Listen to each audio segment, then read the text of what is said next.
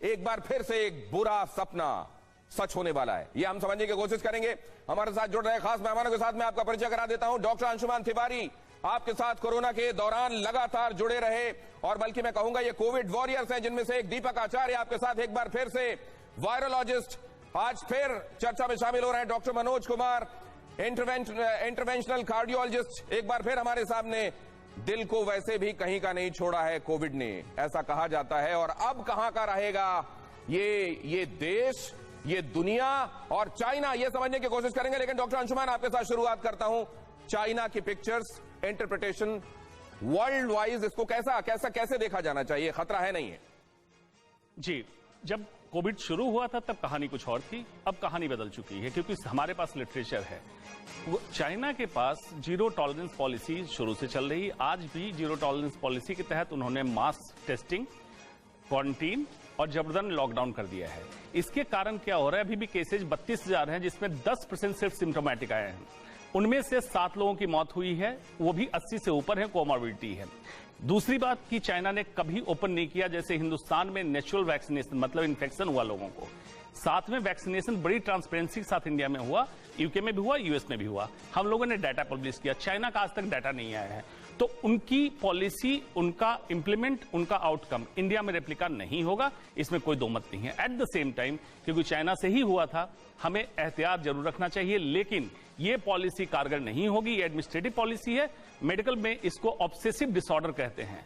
इतना ऑब्सेशन नहीं हो जाना चाहिए बीमारी के लिए कि आप लाइवलीहुड खत्म कर दें। लाइफ तो बचेगी लेकिन लाइवलीहुड चला जाएगा। ये क्या वाकई वो सतर्कता है जो एग्जेम्पलरी है दुनिया के लिए, या इसी को कहते हैं ये डिसऑर्डर जिसका नाम अभी लिया गया, ये ऑब्सेसिव कंपल्सिव डिसऑर्डर, क्या इसी का नाम है? ये समझने की कोशिश आगे भी जारी रहेगी। लेकिन जरा देखिए ये अहम खबर एक बार फिर आपको देखना चाहिए। उसके बाद मैं डॉक्टर साहब के पास जाऊंगा और ये समझूंगा कि क्या वाकई आप ये भी जानते हैं, लिहाजा आपको एक्सपर्ट्स बताएंगे कि आपको इस स्थिति को किस तरीके से देखना है। इंडिविजुअल ने तब उनकी अपनी कितने सगेशियस थे वो, कितना उन्होंने ध्यान रखा, इस बात ने उनकी जान बचाई थी। इस बार आपको क्या करना है हमारे एक्सपर्ट्स बताएंगे। भारत में वैक्सीन की 219 करोड़ से ज्यादा डोजेस लगी हैं, और ये भारत के हक में जाने वाला एक महत्वपूर्ण फैक्ट है।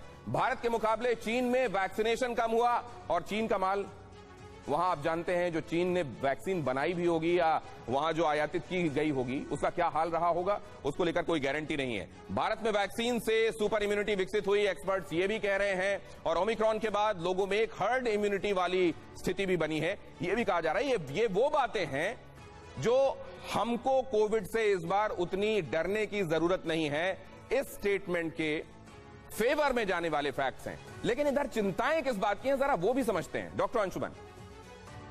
बिल्कुल, फेवर की बातें आपने बता दी। चिंता की बात यह है कि ओमिक्रॉन के जितने वेरिएंट्स बने बाद में, स्टिल्थ ओमिक्रॉन करके उसका नाम हुआ था, मतलब चकमा देने वाला।